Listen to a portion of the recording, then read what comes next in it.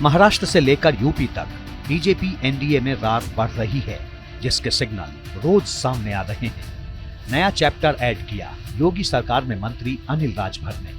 अनिल राजभर ने सुभाषपा चीफ और बीजेपी के सहयोगी ओम प्रकाश राजभर को कुछ नसीहतें दी हैं, वो भी कुछ कड़े सवालों के साथ।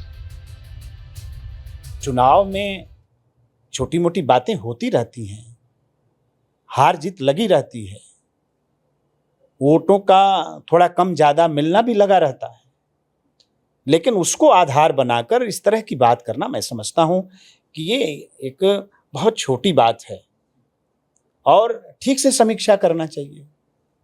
हमारे सर्वोच्च नेता पर कोई बात कहने से पहले सोचना चाहिए। भारतीय जनता पार्टी का एक एक वोट उनके बेटा को मिला है। उनको चिंता करने का विषय है कि राजभर समाज का वोट उनके पास न जाकर क्यों बटा। लीलावती राजभर एक निर्दल उम्मीदवार को 45,000 वोट कहां से मिल गए, यह सोचने का विषय है उनके लिए। वैसे मोदी सरकार के पिछले 10 साल और इस बार मोदी सरकार के 10 दिन, इन दोनों को कंपेयर करके देखेंगे तो पता चलेगा कि प्रचंड बहुमत और गठबंधन सरकार का चाल, चरित्र और चेहरा कैसा होता है। मोदी सरकार के बहुमत वाले 10 साल में न तो पार्टी के अंदर से और न ही संघ की तरफ से कभी मुखर आलोचना हुई या फिर खुले मंच पर कभी असहमति जताई गई हो, लेकिन अब होने लगा है, वो भी सबके सामने। सवाल है, ऐसी सिचुएशन के पीछे की वजह क्या है? क्या संघ को बीजेपी से स्कोर सेटल करने का मौका मिल गया है?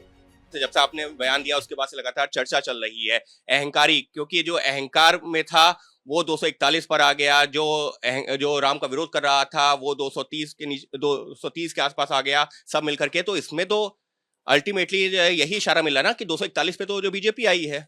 ऐसा है कि जो सत्य है उसको मैंने अल्टीमेट बता दिया है। जिन्होंने राम का विरोध किया वो सत्ता से बाहर हैं, जिन्होंने राम की भक्ति और आस्था दिखाई वह श्री नरेंद्र मोदी के नेतृत्व में एनडीए के रूप में इस समय सरकार में हैं और उन्हीं के साथ देश आगे बढ़े, इसकी शुभकामना करते हैं। ये वो बातें हैं जो पर्दे के सामने हैं, लेकिन पर्दे के पीछे क्या चल रहा है, क्या होने वाला है, इसके संकेत मिलने लगे हैं।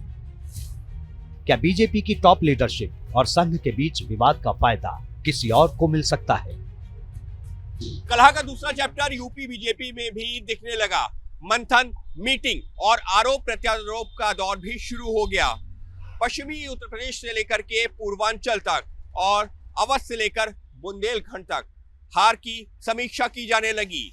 चर्चा होने लगी कि बीजेपी हारी या हराई गई या फिर हुआ भीतरघात। हालांकि चर्चा का केंद्र इस वक्त संघ बनाम बीजेपी के बीच वैचारिक मतभेद का है, जो धीरे धीरे मनभेद में बदलता जा रहा है। क्या संघ और बीजेपी के बीच में इतनी गहरी खाई पैदा हो गई है? अगर ऐसा है तो इसकी शुरुआत कहां से हुई?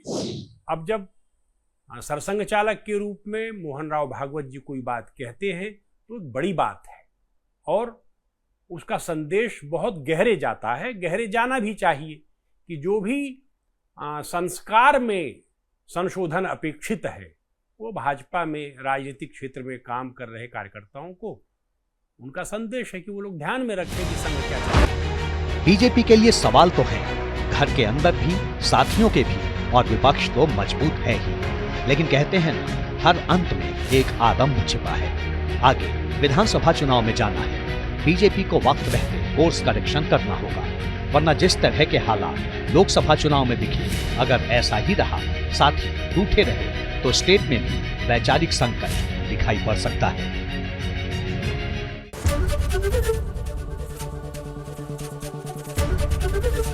एबीपी गंगा, खबर आपकी, जुबान आपकी।